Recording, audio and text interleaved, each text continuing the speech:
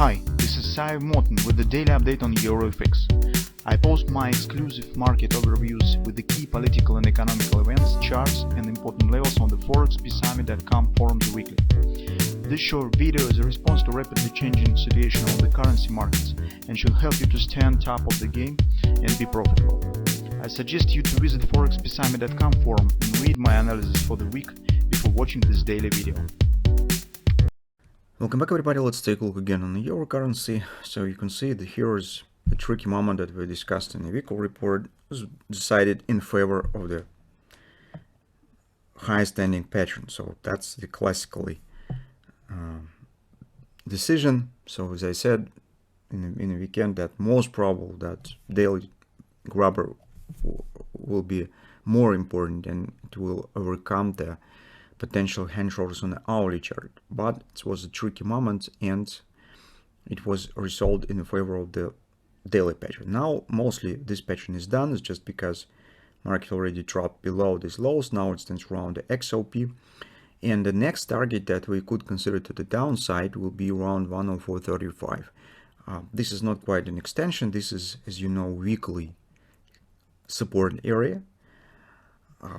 Another target that we have discussed in the weekly report will be 102, but this is a bit more extended target and well, hardly we will need it in this week. So for now on the daily chart, what we have, overall context and trend remains bearish. Market has formed here kind of the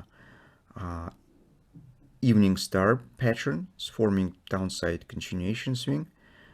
Grabber is done. This market right now stands around the XOP, and take a look, market is not at the result, so theoretically it could keep going lower, at least to the 104.17 area. So 104.30 could be touched easily, and market is not at the result on the weekly chart as well. So from technical point of view, there is no big really barriers for a possible downward continuation. It means that on the 4 time frame chart we could consider for some pullback here on this possible recent thrusting downside action. It's in general not bad thrust, so probably we can't apply here the idea of the bread and butter. But anyway, if the pullback will happen to the 30% resistance, for example, around 105, 105.20, that will be an area that we could consider for a possible take in the short position.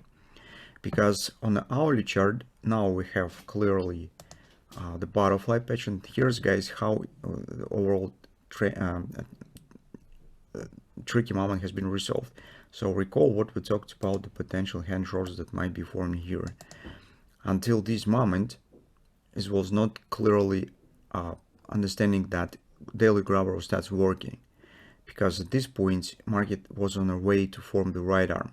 But right there, when this upper direction has been erased and it's become the confirmation that market can't complete the shoulder, that was the point where the overall background for a failure of these hand shoulders had been put, and that was the point where it's actually bullish context has been broken and daily grabber starts working. So this is the point where theoretically we were needed to make the decision on the position taken. So as you can see later what has happened. Here we have also nicely looking downside thrust. If you trade on an hourly 15-minute chart, you also could use it for possible scalp trading. So maybe some patterns will be formed. I don't know, maybe even double ripple buy may be formed. That will just become the background for a pullback here to the levels that we have specified, somewhere to the 105.20 area. Based on the butterfly, you could see that market mostly has completed 104.50. This is first extension, but we are most interested with the next extension, which stands around 104, approximately 104.10 level. That's probably will be our next destination point. As you understand, for a weekly chart difference, just 10 pips makes, well, absolutely no meaning. So it's a very small difference. Mostly, we could say that this target stands in agreement and around the weekly support of 104.35 area. So that's probably will be the next destination. So if everything goes with our plan and we will get nicely entry opportunity around 105 with some pullback here, our next target will be probably around 104.10 right there. So this is general idea of the current situation on trading on the euro currency. Also, you could get some different byproducts of this strategy. As I said, here might be some minor pattern for taking the scalp long position if you're trading on the 15-minute chart, for example. On a 4-hour time frame chart, that might be taking the shape of kind of the, I don't know, brain body cell or something of that sort.